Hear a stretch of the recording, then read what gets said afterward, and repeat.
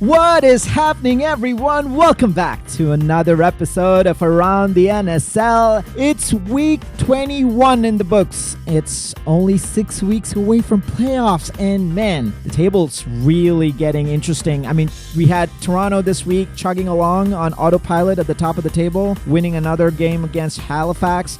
Vancouver bulldozing Calgary on their way to meet Toronto next week, which is going to be an absolute showdown. And finally, Ottawa and Montreal playing to a stalemate for the third spot and just showing that, the middle of the table is super, super tight. So yeah, so much to talk about, and I'm excited to get into it. So let's go.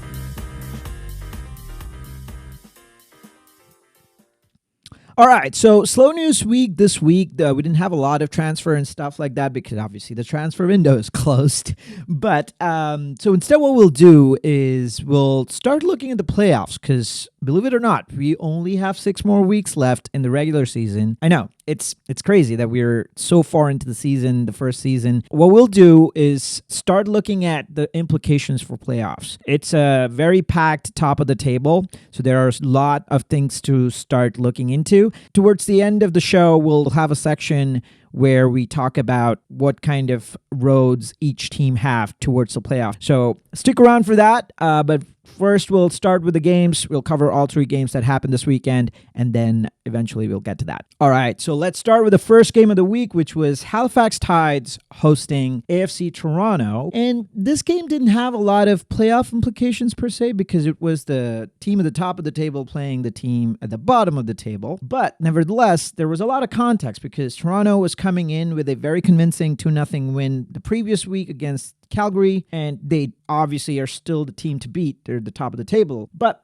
on the other side, Halifax, coming off of another very heavy defeat against Ottawa, really needed to organize their defense on top of figuring out their offense. So lots to play for there. In terms of changes, AFC Toronto had Kaylee Hunter back in the mix as expected. I wasn't sure why she was benched last time. I think it was an injury. I'm not sure. But she was back in place of Rowe. Whereas for Halifax, Amanda Allen started in place of, I think, an injured Tiffany Cameron, which I think is a big miss for them. Tiffany Cameron has been very effective whenever Halifax could find her. Also, another change was Karima Lemire started back instead of Cedeno. Right away, both teams started off very rusty, I would say. Halifax more so than Toronto, and most of the early play was in the Halifax half. Tides being very casual with their passing and their first touch, especially Eva Fremont. I mean, I remember seeing her at least 2 or 3 times where the ball was played to her without any pressure in defense, and she basically just kicked through it. And yeah, she had a pretty rough day in general, I would say, but also that kind of signified how Halifax started in general with being very casual in their possession. And that gave Toronto the ball and space to work in the midfield, but they weren't really good enough to connect passes on their own in the final third either. So on the offensive side, Halifax once again struggled because they were playing very defensive and pulling their wingers too far back. And that meant that they had to go through the middle and had kind of played to Toronto's, 3 at the back compact setup. So offensively and defensively, Halifax was struggling right away. Toronto, meanwhile, were defensively good, as they always are, but offensively, they were struggling to bring the ball up to the final third quite effectively. Partly because they were lacking a good central presence in the midfield. A little bit it has to do with Victoria Pickett not starting. I'm not entirely sure why she didn't start. She did come on later in the second half, but because they didn't have her, I think they missed a good playmaking option. And Strategakis, who now plays in that position, even though she's good, I don't think she was able to have that same impact that Victoria Pickett usually has in connecting the midfield and offense for Toronto. And so it was neither team was creating much. And so the goal comes in from a set piece and a defensive error, actually, from Halifax Tides. So Toronto gets a free kick about 40 yards out, and it gets cleared off from the box. But then it gets put right back in. Now here, Akurankwo for Toronto is there to stretch that back line as the ball comes in over the top. And she's able to muscle that center back with a header and bring it down. Now, this is where Tides mess up. Halifax are very indecisive about clearing that ball. Annika Toth in goal comes out and tries to get to it, but is very late. And Leslie, the center back, doesn't clear it either. So Okoronkwo is like, okay, well, if you guys are not going to clear it, I'm going to pounce on it and score. And which she does. She basically pounces and toe pokes it and puts Toronto 1-0 up. And it's a testament to what Halifax were lacking. The defensive decisiveness was still not there. They were a lot better than last game, for sure, but still, they were very rusty in the back and casual, I would say. Anyways, but so the goal came that way, but overall, the half was highlighted by both teams struggling a little bit defensively. In the second half, Toronto started a lot better offensively. They did finally start combining the flanks and the middle and were playing much better. Especially, I would say, Zoe Burns and Nikayla Small started stretching the right flank a lot more, but they still weren't able to find the offense a lot more with consistency. I mean, whenever they did find Kaylee Hunter showed her class with some really good shots on target, but they just couldn't find her as consistently enough. And once again, that I think has to do a lot with midfield playmaking that they were missing. And also has to do with the fact that both teams weren't pressing at all. Like they were happy to sit back and try to find transitional opportunities. And that kind of made the game much slower pace, I would say. Especially Toronto. I mean, they were sitting back doing their familiar 5-3-2 that they play once they score a goal. And that basically meant that Halifax had more time and space, and Halifax has shown that they don't have the quality, the pass accuracy, or the creativity to do something with the ball in the midfield. So it just meant that the game kind of started meandering quite a bit, and that's actually how it went towards the end as well. And so overall, I would say, obviously, Toronto was the better team, but Toronto was missing that midfield effectiveness, partly because of Victoria Pickett's absence, even though she did come on pretty late, actually, but she couldn't really make a big impact by then. And yeah, I think they need more of that. They need to find Hunter and Okoronkwo a lot more consistently if they were to score more, and they need to score more once they come up against, one of the better teams. They really have to step that up. So for Halifax, defense was much more promising this time. They were more disciplined with their clearances. They still need to do a lot of work with their passing and the build-up in the back. Much better from last game. But their bigger concern remains their midfield and offense. It's woeful. I mean, there's barely any creativity or playmaking through the middle to find the offense with any regularity. And with Tiffany Cameron also being out, there was really nothing to show for. I don't really know where that quality is going to come from. They need more from Karima Lemire, Nakamura. But yeah, it doesn't look good for Halifax. Anyways, Toronto continues to chug on. They were in autopilot mode, I would say. I really think they would have wanted this to be a more convincing outing in general, considering Halifax's struggles and quality this season. But yeah, for now, they still are at top of the table. They are still the team to beat. But yeah, I think the other teams are starting to catch up. And talking about the other teams, that brings us to their closest contender, I would say, which is Vancouver Rise, who hosted Calgary Wild in the next game of the week. So let's get into that. All right, so we go to Swangard Stadium next because Vancouver Rise was hosting Calgary Wild, and Vancouver was coming in from a very good week last week. They dominated Montreal with a 2-0 win and climbed to the second spot, and so they had to continue that. They had to keep that second spot and make sure that there was a gap between the other two teams behind them. Meanwhile, for Calgary, they were coming off of another loss. I mean, they've only had 2 wins in the last 7 games. So lots to play for there, lots of changes to make. And so they did. Calgary did make some very critical changes. First one was bringing in Sonia O'Neill for Jacqueline Savitsky, which is a big miss. Savitsky was injured in central defensive midfield, and you're going to see in a second why that was. The other big change was Ali Green came back in after her concussion miss last week, but not in her usual position. What I mean by that is Calgary Wild changed it up a little bit in the way they stepped out, not just in the personnel, but their formation. So because Savitsky was missing in the single pivot, center defensive midfield role, Sonia O'Neill played that role.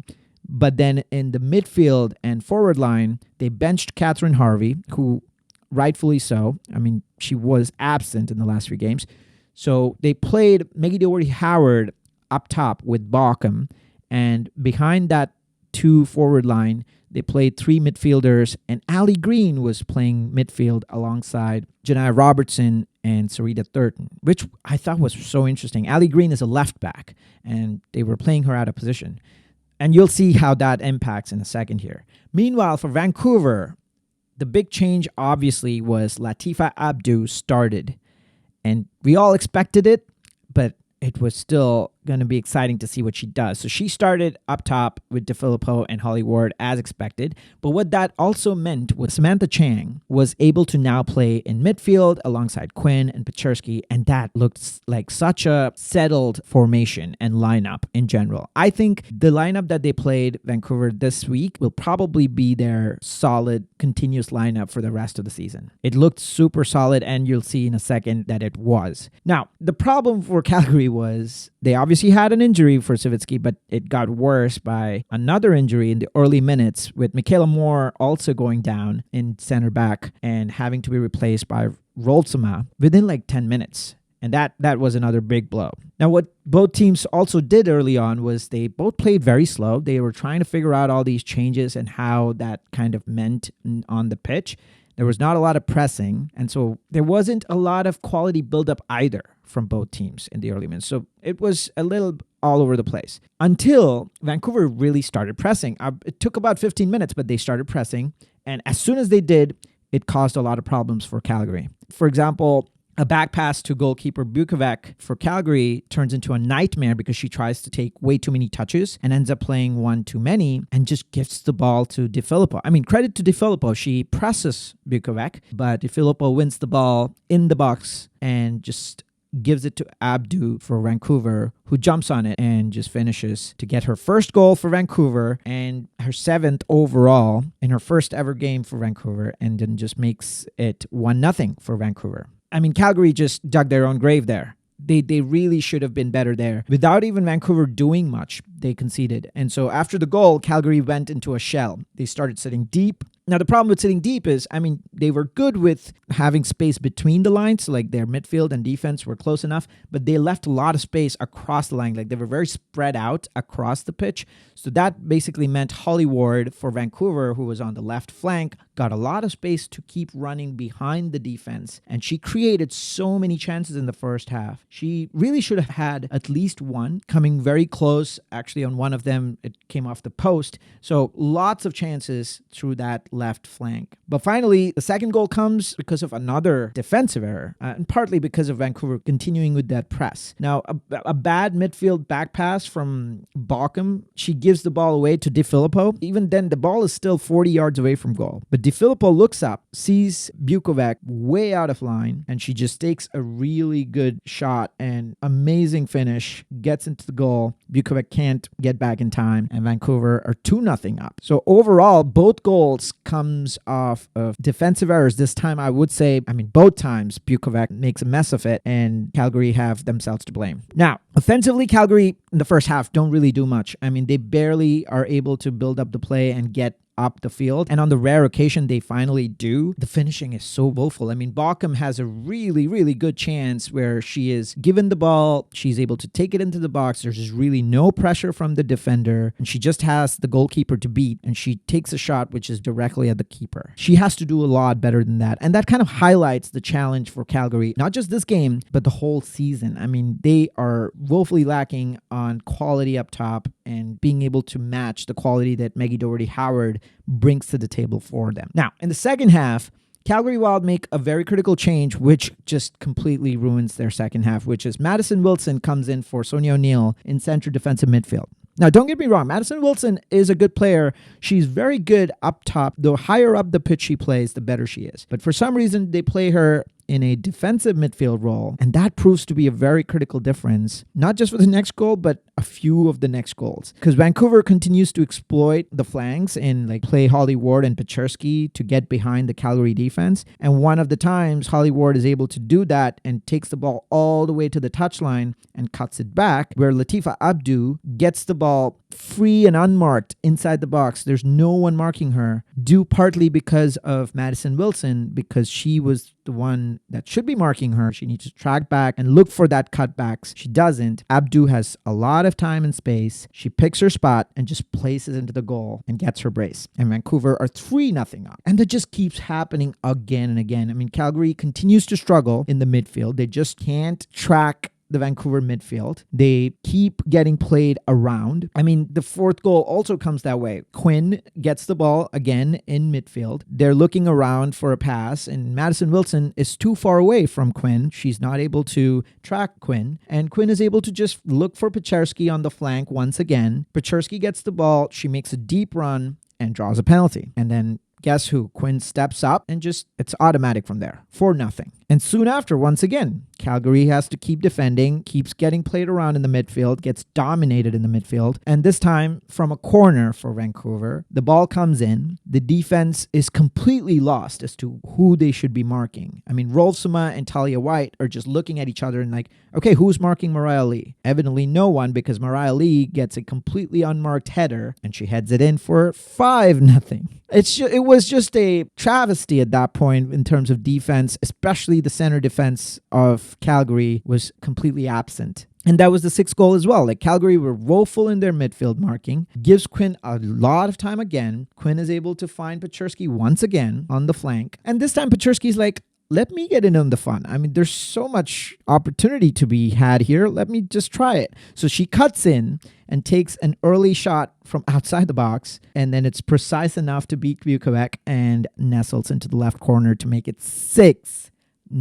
I mean, it must have been so demotivating for Calgary at that point, just watching those goals go in and really not being able to do anything in return. I mean, from there, Calgary lost all steam and they just couldn't muster any energy going forward. And Vancouver just decided to just take mercy, actually, and just see the game out. So overall, I mean, the two major things Calgary struggled with was missing Savitsky and playing Ali Green in midfield. Missing Savitsky was tough. I mean, she's such a big part for Calgary's center defensive midfield. It's hard to really replace her, but then replacing her with Madison Wilson was a terrible strategy. She is not the answer there. But playing Ali Green was another big mistake. They should have played her in the left back position that she usually plays. I don't know why they kept playing Michelle Romero in left back. Romero has been struggling quite a bit in that position, so I didn't understand why Ali Green was sent up like that. For Vancouver, meanwhile, they were so composed again in their defense, but also very clinical with offense.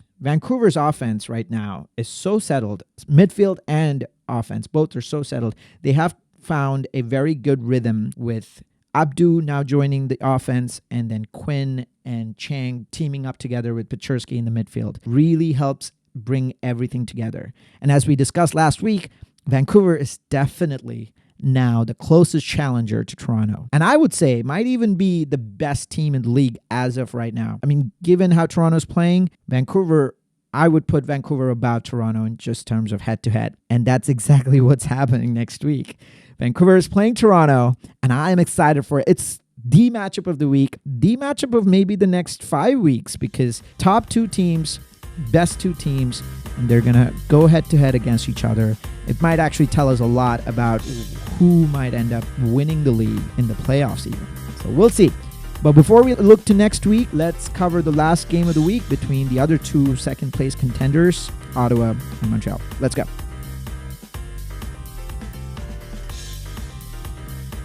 All right, so the last game of the week was Ottawa hosting Montreal Roses, and, well, it was going to be the battle for second place until Vancouver won their game, so it was going to be more the battle for the third place.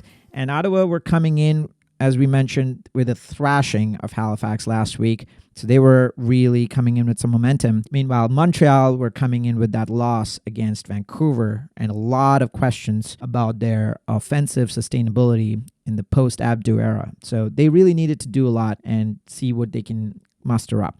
Roses did change a little bit, quite a bit, in fact, if you were to think of it. Munyard came in for Paquin. Laurie Thibault and Ali Hess also started. The major changes, really, that what that meant was Schenk was benched on the left back position, and Sauvé was played in that position, which is very interesting because Sauvé is more of a midfielder, but she was playing a very high left back, which I think Schenk struggled with last time. So I think Roses have been starting to go with a back three approach, and they needed someone who could play much more offensive in that left back position, and that's probably why they've started playing Sauvé there. The other big change was Felicia Roy was benched and Ali Hess came in, and up top, Moniard joined Boychuk. Ottawa, meanwhile, had some interesting changes as well. Downing and Belzile started up top, which I think is their strongest forward line, I would say. Belzile is super good. I don't know why they keep rotating her out. And they did start strong. I mean, they started very high press and energy. Offensively, Belzile's return was very evident very quickly. The quality of her passes and crosses to try and find Pridham is easily the best among all the other forward players that they have. So I think they should keep playing her more. And yeah, they were pressing really well. It was smart. But that said, Roses are quite disciplined and they know how to play around the press. And they did that. They were able to play around the press and started playing along the flanks. And also defensively, they were more low press. Roses didn't do a high press. They were much more defensive low press. And I think over time, both teams kind of started doing that. They kind of figured out that they're able to play around the high press. So it's hard to kind of keep pressing so high all the time, especially when the other team can play around you. So they started settling into a lower press setup, a little more defensive. So basically, once the ball gets into midfield, then you start pressing it. So that basically meant there's ample time for the defense to bring the ball up. There's a lot of time to kind of look for a pass through the midfield, but then the space gets limited once it gets into the final third for both teams. Now for Ottawa, though, there's more space on the left flank for Stella Downing, actually. And I think she did a really good job of making some runs in that side, but she struggled a little bit to find her final pass to Pridham, as opposed to Belzile, who is so much more incisive in being able to find DB Pridham in the middle. For Roses, they're good defensively, as I mentioned. Maybe here and there they were losing their shape, but overall they were good. I think with Stephanie Hill, sometimes she steps in her low press, and when she steps in from the center back position, the problem is if the left back is too high up, it opens up space. But overall, I think Montreal's defense was pretty solid, but offensively, Montreal is still struggling. I don't know if Moniard is the answer to Abdu. She was barely around. She was absent most of the time. Thibault and Moniard needed a lot more involvement. But overall, it was a tactical stalemate in that first half. Both teams started the same way in the second half as well, especially in the Roses side. The notable thing was they switched their wingers mainly maybe to get Thibault more involved on the wing. But again, it was not really working or it was enough. And anytime Roses would build up to the final third, Thibault or Moniard are really not in position to be in the box or connect with Boychuk. Meanwhile, Ottawa's transition was coming in from Belzile. The story was the same in the first and the second half. Ottawa were able to exploit that high left back strategy that Roses had and find space behind, Sauvé. And almost any time Belzile was getting that ball and making those runs, she would cause a problem for Roses in the box so many times. And I really think, Ottawa should take a look at that and just make sure that Belzile starts every other game that she can. And the game kind of continues on in that defensive stalemate fashion, with chances coming only from transitions or defensive errors. There were a few. I think most of the chances came for Ottawa, with Roses making some defensive errors here and there, but Ottawa were not really incisive with that final pass, especially once Belzile was substituted out. Pridham was not found at all. And that kind of shows where Ottawa's weakness is still. Like sometimes they struggle to find DB Pridham with consistency, and that can be a problem. But overall, I think both teams did very well defensively. This was a good defensive showcase in general. Very composed, very effective in their low press, especially. The midfield play was also very good. Especially with Roses benefiting with Bilbao and Hess playing together again after a bit, and Ottawa, as usual, getting their stability from Minali and the fullbacks. But the struggles were more offensive. Ottawa needs a lot more effort to find Pridham, but Roses need a lot more from their forward pairing for Boychuk. They really don't have an answer to Abdu. the search for Abdu's replacement, I think, really continues. But this was a high-quality stalemate and keeps the teams locked at 3rd and 4th, respectively, and helps Vancouver after their win that we talked about. So it just keeps the excitement going in the middle of the table. I think there's still a lot to play for. So let's look into what is to be played for and what is the road to the playoffs for all these teams.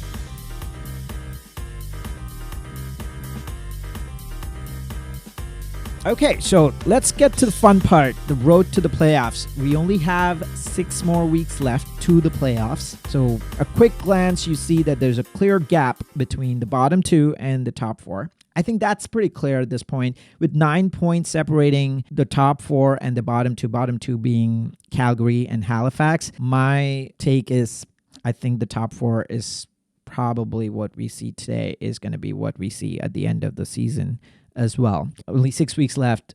It's just too much for Calgary to make up. Halifax is definitely out, but Calgary, too many points. 9 points in 6 weeks is tough.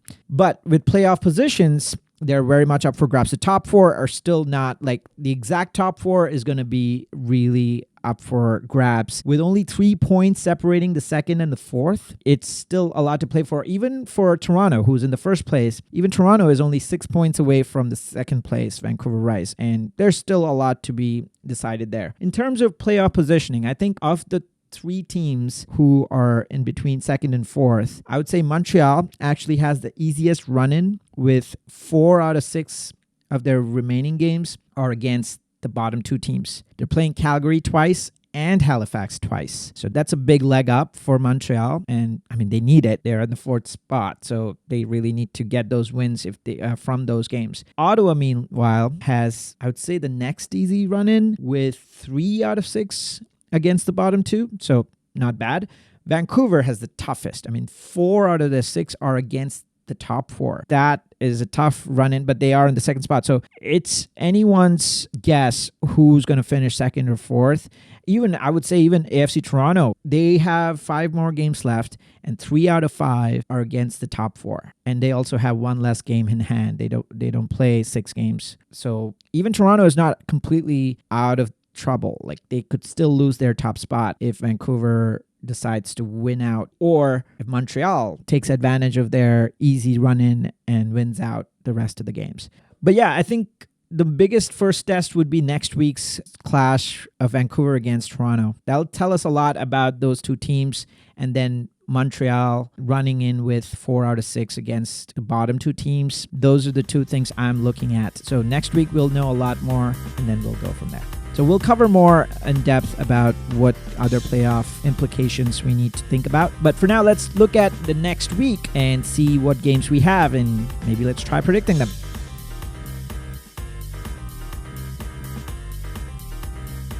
All right, so let's look ahead to this week's amazing set of matchups that we have. First one is Halifax hosting Ottawa. And Halifax, I mean, really needs some positive outcome, really. I mean, anything positive, even a draw at this point would be very helpful to get their morale up. Meanwhile, Ottawa need to absolutely keep the pressure up on Vancouver. So Ottawa is going to go in to get that win for sure. So this will be a very tough test for Halifax. And I think I would say Ottawa are going to come out of it with a 2-0 win. There's just a lack of quality on Halifax is too much, I'd say. The second game is Toronto hosting Vancouver. Man, what a game. This has to be the match of the week, maybe match of the month. Top of the table clash and an absolute showdown. I mean, both teams are going to bring their best, and I think it'll be quite even. I think Vancouver's recent form will give them the edge. They've been on fire.